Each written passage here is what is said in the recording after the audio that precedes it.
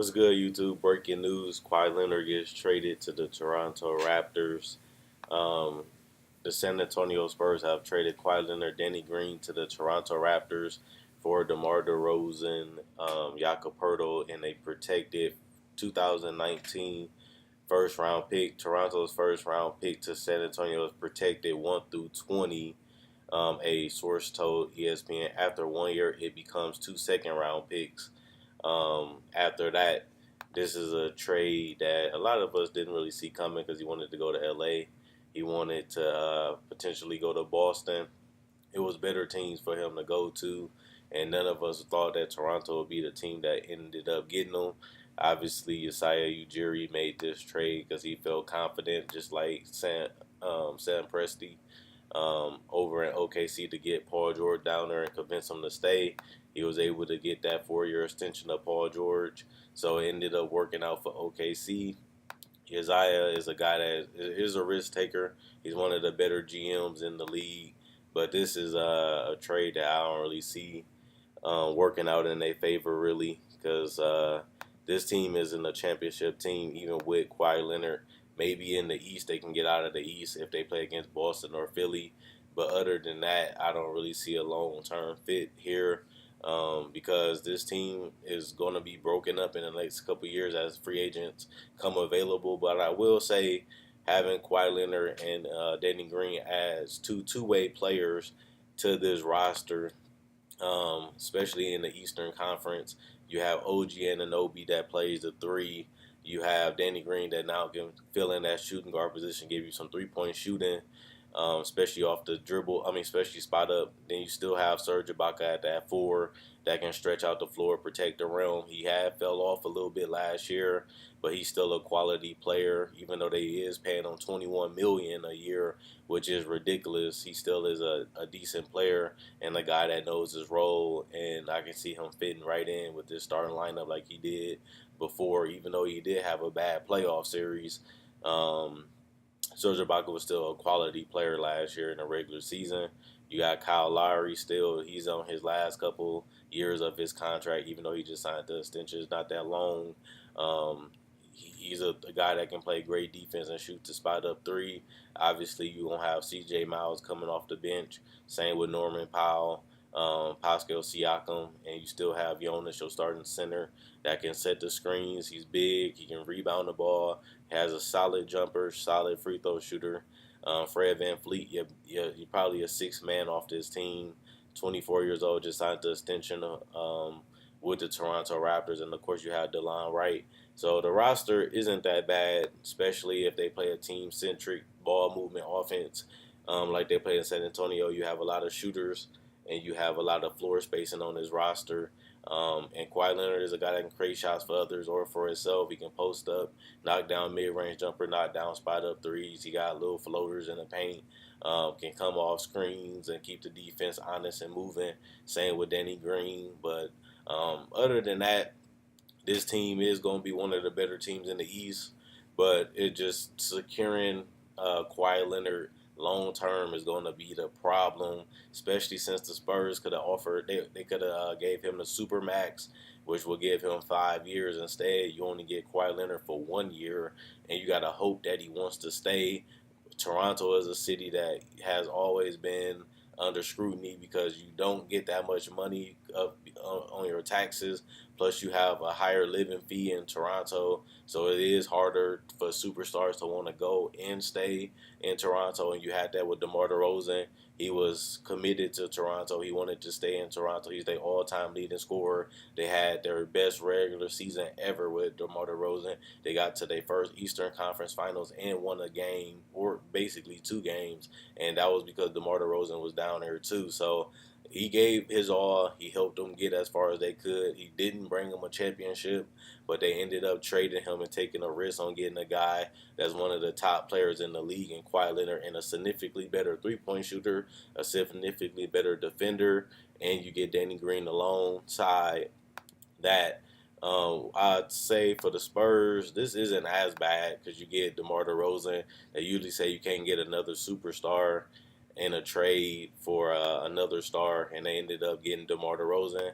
Even though they only got Jakob Poeltl too, Um, which is pretty cool because Jakob Porter, one of the better players that's young, 22 years old, center. They needed a center. They needed length. He shows he can post up. He shows that he can be a solid rim protector. And Greg Popovich and his coaching staff is the best development staff and coaching staff in the game, and they get the best out of the younger players. And DeMar DeRozan actually had a career high in assists while still giving you basically 25 points a game, and he can get his game elevated even more going to San Antonio, and he can become even a better player. And that's the scary part about this trade is that you get an all-star back in return that still is young and around the same age as Kawhi Leonard on top of that, and he's on a longer-term deal than Kawhi Leonard was, who was going to leave you anyway. Um, and you get a guy that can continue to develop into DeMar DeRozan. So this is a good trade for them. They still have one of the better rosters in the NBA. Obviously, they have one of the better benches with Patty Mills. Now, and Jakob Poeltl, Lonnie Walker is a solid player. You got Brian Forbes, you got Paul Gasol, you got Rudy Gay. Obviously, you got Dante Cunningham, Marco Bellinelli. This team is definitely Bertans. So you have one of the better benches and starting lineups in the NBA. So you lost a significant amount in Kawhi Leonard, but you didn't really do that bad in return.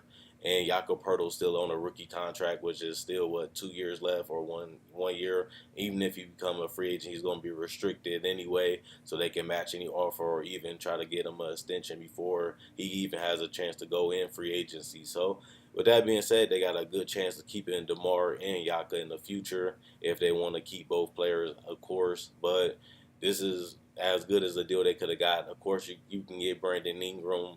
Of course, you can get, obviously, Kyrie Irving was in the trade discussion. I don't really believe that he would trade Kyrie for Kawhi Leonard straight up, even though I personally think Kawhi Leonard is a better player than Kyrie. Kyrie is still young, and he's younger than Kawhi Leonard. And on top of that, you already got Gordon Hayward. You already got Al Horford. You already got Jaylen Brown. You already got Jason Tatum. You already got a lot of wings already. You don't really need another wing, even though it's an upgraded talent. You're not really desperate for Kawhi Leonard.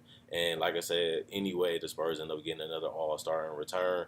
And DeMar DeRozan was an All-NBA player this season and last season, so he's one of the better players in the league. He averaged 27 points a game last year for the Toronto Raptors, and this year he was able to give you 25 and 5. So DeMar DeRozan definitely has been getting better every season. He's one of the better players in the league, probably in that top 15, close to top 10. I've seen some people put him in their top 10 the last couple of years. I wouldn't go that far, but you get a guy that's unselfish, that can dominate a game, that can score just as good as Kawhi Leonard. Maybe not as efficient, maybe not the best three-point shooting, but remember they taught Richard Jefferson how to shoot. They taught Kawhi Leonard how to shoot. They taught Tony Parker how to shoot. So if they can teach them how to shoot, DeMar DeRozan already showed improvement and wanting to take threes last year in Toronto, and I can see him getting even better now that he's in San Antonio. So this could be very huge for San Antonio to get a guy like DeMar DeRozan. If they got a couple years to convince him to stay, he can become even better than he is now under that new contract that he's under, and they will be able to give him a longer deal because he'll be here for over 1 year, which allows them to sign him to a longer extension because they'd be the only team that can offer him the 5 years that other teams can't offer him. They only can offer him a fourth year, and that gives them more of leverage of signing back DeMar DeRozan compared to Kawhi Leonard, who says he wants to go. Another thing is Kawhi Leonard ain't healthy. He didn't really look right when he came back and played for the Spurs last year. I think he only played 8 games last year. Didn't look the same. Wasn't really confident. He still played good defense, but offensively he looked out of whack. We don't really know the type of Kawhi Leonard they're going to get. Is he going to be healthy? Is he going to play? Is he going to be ready for the beginning of the season? We don't know none of that because he hasn't really played at all because he missed the whole end of the season, majority of the beginning, and he missed the whole playoffs. And they never said a time frame of when he's coming back or even if he's healthy right now. Toronto obviously was a little desperate to make this move to get Kawhi Leonard that they might not even know what's the real problem and if they can fix it, or even if he needs surgery. We don't even know what's going on with his leg at all. So that's the scary part, that he might not even be 100% for him next year, and then they trade for a guy that can't play, or they trade for a guy that really can be unhappy or may not even be as effective as he was before. They did trade for Serge Ibaka similarly last year. And then they traded. I mean, Orlando traded for Ibaka, and then ended up trading him to Toronto 2 times, and he got traded 2 times in the year. So you never really know with these players, and you never really know with Kawhi Leonard. If he's not happy in Toronto, if he don't see himself staying, they might try to get what they can. If they can't convince him by February, basically. So this could be a loss, or this could be a huge upside trade if he wants to stay and want to be in Toronto. But I don't really see it. Toronto is one of the least popular places that players want to play in. Plus, on top of that, this team is young, and they do have another All-Star in Kyle Lowry, and they are in the East, which is a little easier. But this is all based off if Kawhi Leonard wants to stay and if he's healthy, and both of those are uncertain, and both of them don't seem happy getting traded. But I can see DeMar wanting to stay in San Antonio more than Kawhi Leonard staying in Toronto. Plus, San Antonio is more of a loyalty plays. If DeMar Derozan really has that big of a problem with loyalty, San Antonio, they have one of the more loyal places. If he wants to work, if he wants to be great, if he wants to win, then San Antonio is a perfect place for a player like DeMar Derozan, who has never went to a finals, have never competed for a championship. He's going to one of the most dominant, consistent organizations. They made it to the playoffs for the last 20 years and won 5 championships. You basically can't get no better than that over the last 20 years besides the Lakers. Other than that, they have no competition compared to the other organizations. So I like this trade for both teams. I just don't think Toronto going to get the benefit later in the 2 second rounders. San Antonio done made so many players great in the first, or late in the first and in the second round, that that just helps them. If they don't get a 1 through 20 pick and it does turn to the 2 second rounders, San Antonio is one of the teams that can always find talent, and even if they don't show that they can play right away, they can develop. Remember, this is a team that took Tiago Splitter, made him into a rim protector, made him into a 70% free throw shooter, made him into a solid quality player. Other than that, they basically make these players better than what they're actually projected to be. And that's basically where you want to be. And if I'm Toronto, if I'm DeMar DeRozan, I'm happy going to a team like San Antonio that's all about winning and taking care of their players. And, you can become the best player you can. Check out my website, analysisplayground.com. Link will be in the description in the comment section below. Check out my Facebook page, analysisplayground.com. Link will be in the description in the comment section below. And let me know who you think won the Kawhi Leonard trade, and let me know who y'all think will be, how good DeMar DeRozan will be. Will he stay? Will he leave? And can they compete for a championship with this roster? It looks like on paper they're going to be one of the tougher teams to beat. Same with Toronto in the East, but San Antonio to me going to win this trade if DeMar DeRozan stays and sign the extension, and obviously Toronto will win too if they can get Kawhi Leonard to sign the extension. If not, Toronto can be a huge loss. This is a high risk, low reward because it looks like Kawhi Leonard not going to stay. But if he does, this could be more genius than what we give him credit. But at the end of the day, it's not a guarantee that he's going to stay. Like I said, I brought up Paul George because he wanted to go to LA, stay to OKC, but that don't mean Kawhi Leonard going to do the same thing. It's a chance, it's a risk, but he still has a huge opportunity to leave, and that might hurt Toronto in the future. Quinn Wade, basketball analysis, I'm going.